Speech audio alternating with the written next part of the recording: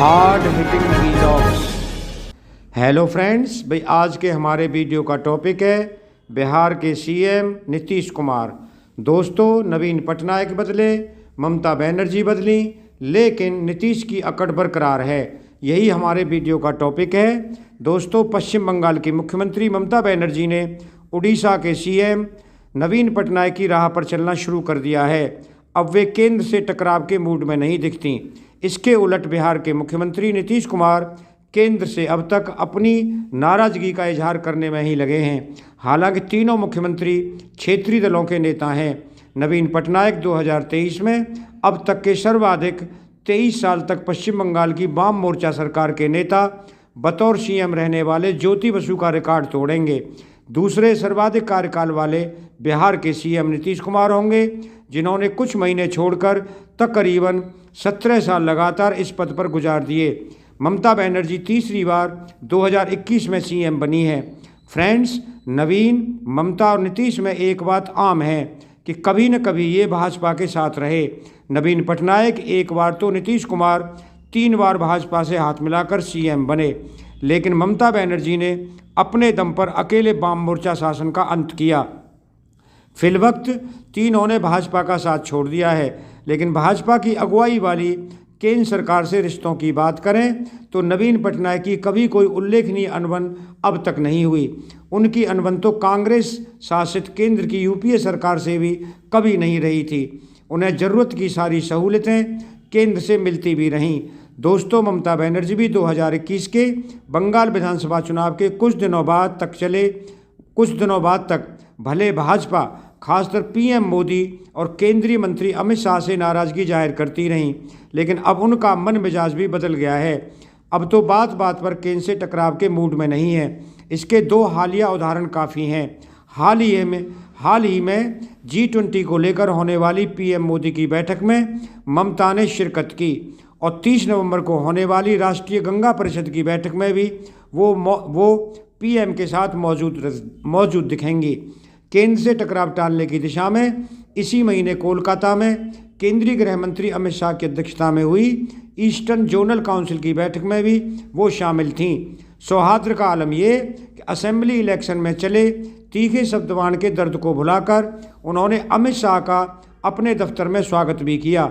इसके ठीक उलट हाल ही में भाजपा से रिश्ता तोड़ आरजेडी के नेतृत्व वाले महागठबंधन के साथ सरकार बनाने वाले नीतीश कुमार ने इन तीनों बैठकों से किनारा कर लिया।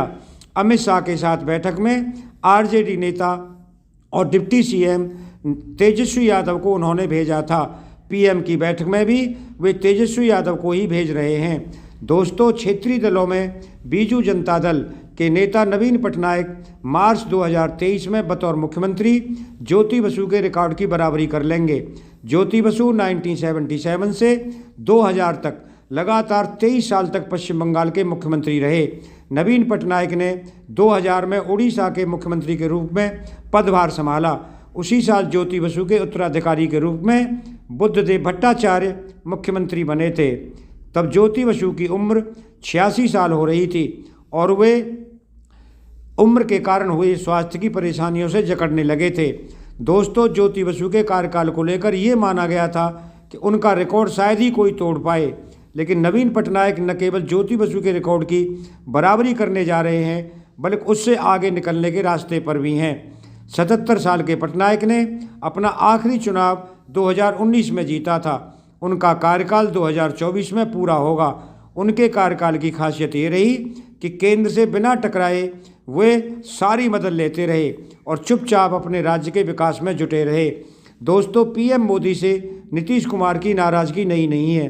बिहार में बाढ़ राहत के लिए गुजरात के सीएम रहते मोदी ने जब राहत राशि भेजी थी तो नीतीश कुमार ने वापस कर दी थी।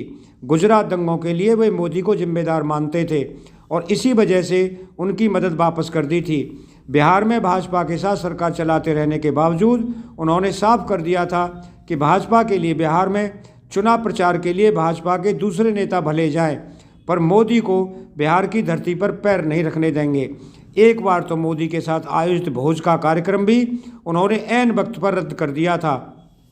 मोदी से नीतीश की नफरत का चरम तब आया जब भाजपा ने गोवा अधिवेशन में 2014 के लोकसभा चुनाव में मोदी को पीएम फेस घोषित किया।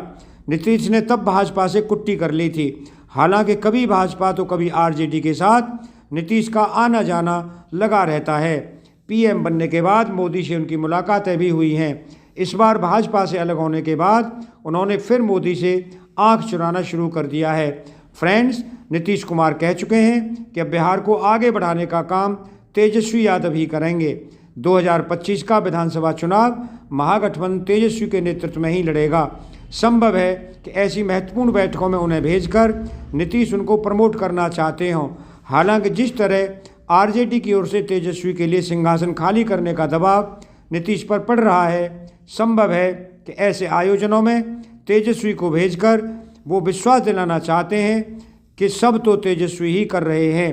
कयास तो ये भी लगाए जा रहे हैं कि नए साल में नीतीश की कुर्सी छोड़ने के लिए आरजेडी ने बाध्य किया तो वो फिर भाजपा के शरणागत होने का भय दिखाएंगे। इससे भी बात नहीं बनी तो वो एक बार फिर पाला बदल सकते हैं। चुनावी रणनीतिकार और कभी जेडीयू के राष्ट्रीय उपाध्यक्ष रहे प्रशांत किशोर तो दावे के साथ कहते हैं कि नीतीश एक बार और पलटी मारेंगे।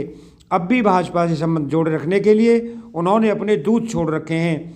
इस क्रम में वो जेडीयू के राज्यसभा सदस्य हरिवंश का नाम भी गिनाते हैं, जो जेडीयू के भाजपा से अलग होने के बावजूद राज्यसभा के उपसभापति बने हुए हैं। दोस्तों, अगर आपको ये वीडियो पसंद आया हो तो चैनल को सब्सक्राइब करें, वीडियो को लाइक करें, ज़्यादा से ज़्यादा शेयर करें। आप लोगों का बहुत बहुत धन्यवाद। Thank you very much.